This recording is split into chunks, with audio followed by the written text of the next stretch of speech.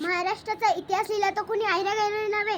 महाराष्ट्राचा इतिहास लिहिला हिरव्या पिवळ्या शालीनं, तलवारीच्या धारीनं आणि घोड्याच्या टाफांनी, शायरांच्या डाफांनी. महाराजांचा इतिहास लिहिला राजेशिव छत्रपती यांनी.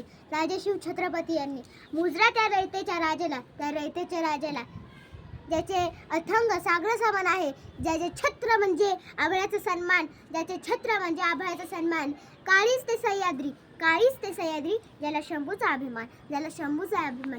महाराष्ट्राच्या देवघरात ज्याचे पहिले स्थान, तसे ते प्रौढ प्रताप पुरंदर, शस्त्रीय कुलावतांस, सिंहासनाधीश्वर, महाराजाधिराज, श्री श्री श्री श्रीमंत, श्री श्री श्री श्रीमंत छत्रपती शिवाजी महाराज.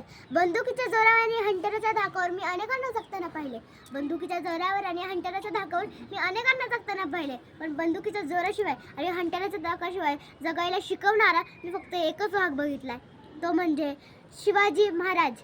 आणि जाता जाता एवढंच म्हणेल की फुलांचा इतिहास कळ्याने लिहिला, फुलांचा इतिहास कळ्याने लिहिला, रात्रीचा इतिहास चांदण्याने लिहिला, रात्रीचा इतिहास चांदण्याने लिहिला.